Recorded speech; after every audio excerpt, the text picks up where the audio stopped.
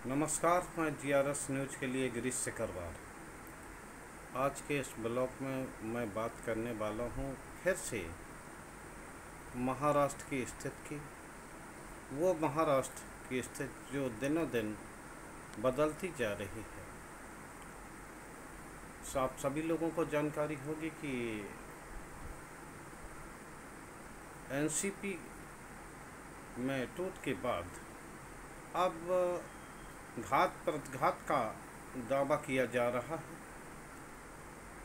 NCP की ओर से भी बैठक हुई जिसमें कि 9 लोग जो मंत्री बने हैं उनके खिलाफ विधानसभा अध्यक्ष को उनकी सदस्यता जाने के लिए नोटिस दिया गया है विधानसभा को ईमेल के जरिए। और दूसरी ओर उन्होंने छगन भुजबल और एनसीपी के कार्यकारी अध्यक्ष प्रफुल्ल पटेल को दल विरोधी गतिविधियों के लिए निष्कासित भी कर दिया है। और उधर दूसरी ओर अजीत पवार गुट के प्रफुल्ल पटेल ने प्रदेश अध्यक्ष जयंत पाटिल को दल से निकाला है। शरद पवार ने कल फिर से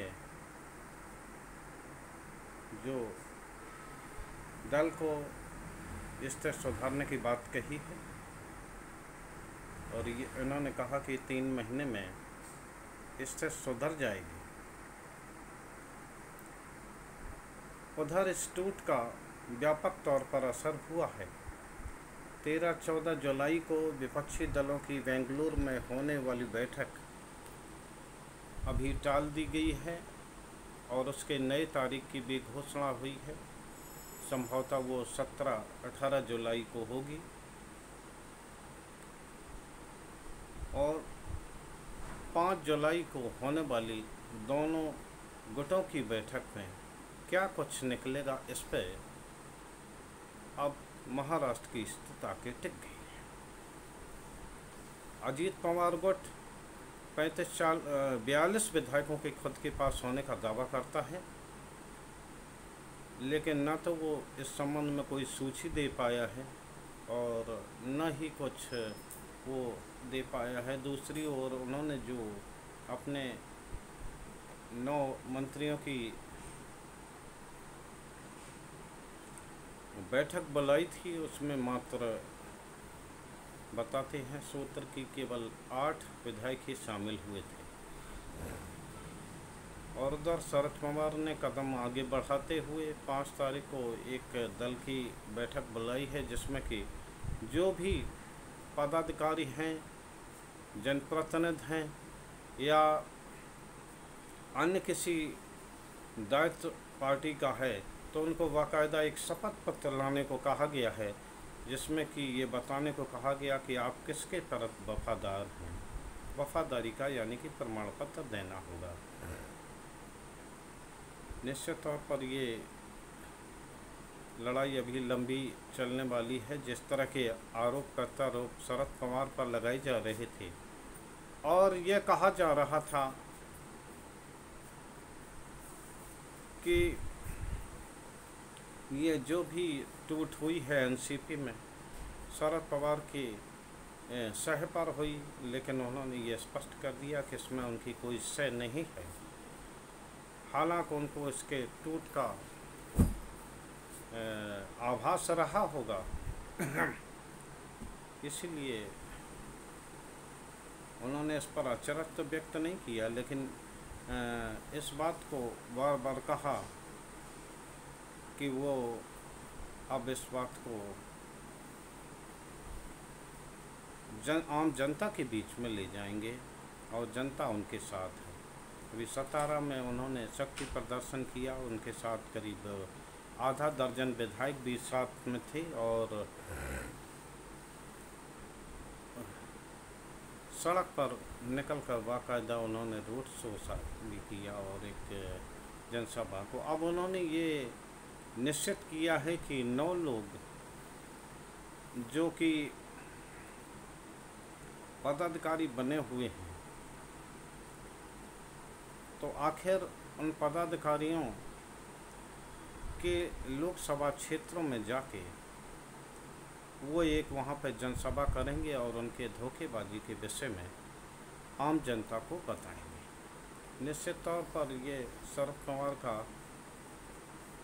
मास्टर स्ट्रोक साबित हो सकता है, क्योंकि आम जनता जिन्होंने वोट दिया वो मात्र शरद पवार के ही कहने पर दिया हो और शरद पवार ने उनको बाकायदा काफ़ी रसूख दिया, उन्हें मंत्री बनाया, विभिन्न पदों से नवाजा, उन्हें सांसद बनाया, और आज वो उनको धोखा देके अन्य दल के उस पर बैठ गए। ये भी दबी छुपी बात नहीं रही है कि ईडी के कारण ही जो लोग मंत्री गए, इसके लिए भाजपा की भी भग पिट रही है, क्योंकि वहाँ 2-3 नाम ऐसे हैं जो कि पूरी भारतीय जनता पार्टी को असहज करने वाले हैं और उनकी प्रवक्ताओं को न निगलते बन रहा न उगलते बन रहा। दूसरी ओर जैसे अजीत पवार को लेकर तो खुद प्रधानमंत्री ने ये दावा किया था, छगन भुजबल जो कैबिनेट में शामिल हैं वो बाकायदा जेल भी रह आए।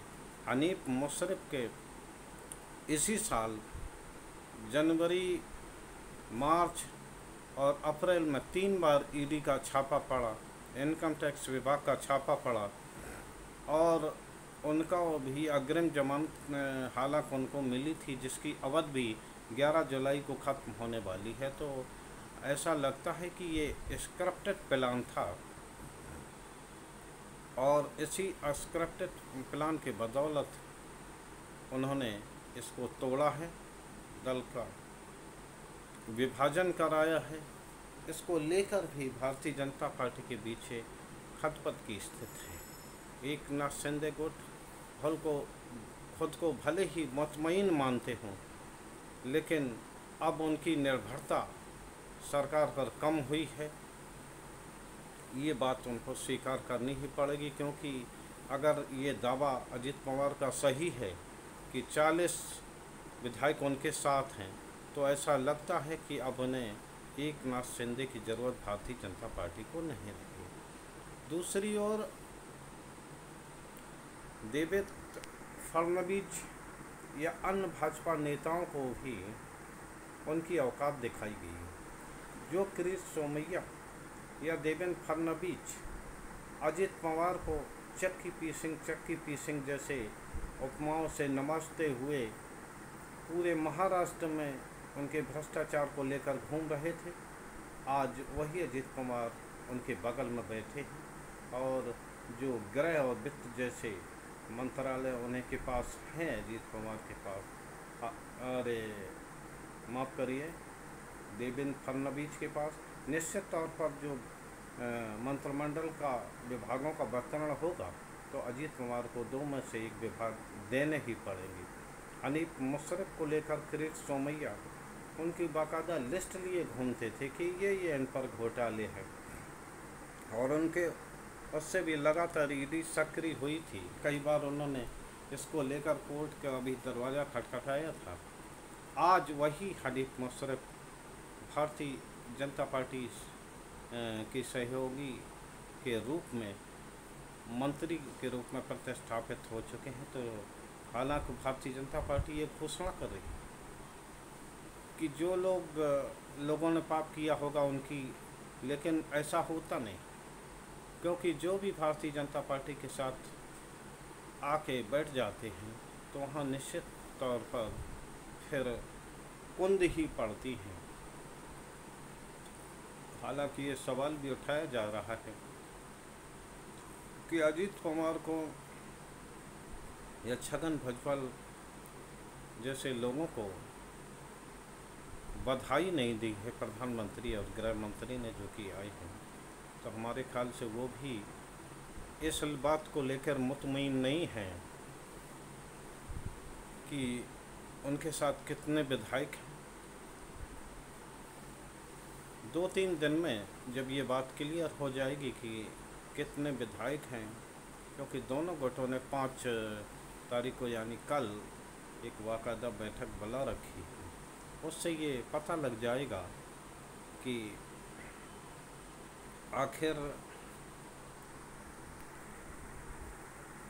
क्या होने वाला महाराष्ट्र की राजनीति में। अगर नंबर न हुए, जिस प्रकार की एक सांसद ने बाकायदा ट्वीट करके शरद पवार के साथ होने का दावा किया, वो बाकायदा उस दिन राजभवन में पूरी शपथ विधि समारोह में भी उपस्थित रहे और कई विधायकों की करीब आधा दर्जन विधायकों का हमारे सूत्र ये जानकारी दे रहे हैं कि उन्होंने बाकायदा पत्र लिखकर शरद पवार में अपनी आस्था जताई है। तो लिहाजा 5 जुलाई का समय बहुत ही महत्वपूर्ण रहने वाला है और ये तय करने वाला है कि महाराष्ट्र में जो शपथ अभी अजीत दादा पवार ने ली है वो स्थायी रहेगी कि फिर से उनको वापस खोखली लचा के पवार के साथ जाना पड़ेगा। वैसे उनके साथ कुछ विधायक और सांसद भी दिखाई दिए हैं, लेकिन क्या होगा, क्योंकि शरद पवार वो ऐसे चतुर खिलाड़ी हैं कि उनके जड़ पर प्रहार करते हैं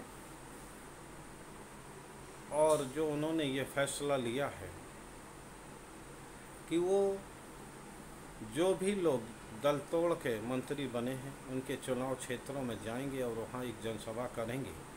अगर वो सब बातें उन्होंने की, आप सभी लोगों को जानकारी होगी, तो निश्चित तौर पर इसका असर पड़ेगा और अगर इसका असर पड़ा तो निश्चित तौर पर जो आने वाले चुनाव हैं उनमें एनसीपी फिर से मजबूती से उभरेगी। जैसा कि शरद जी ने दावा किया कि ऐसी स्थितियां कई बार आईं, कई बार उनके अपने उनको छोड़ कर गई, लेकिन वो दोबारा जीत कर सदन में नहीं आ पाए। आज के ब्लॉग में बस इतना ही। 5 जुलाई को सभी लोगों की निगाह इस बात पर रहेगी कि महाराष्ट्र में क्या होने वाला है। वो ही सरकार के स्थायित्व पर, यानी कि इस जो टूट हुई है इसको साबित करेगा कि कितनी बड़ी टूट है, या वैसी स्थिति तो नहीं बनती कि अजीत दादा पवार फिर से वापस उन्हीं शरद पवार के संग में उनको जाना पड़ा।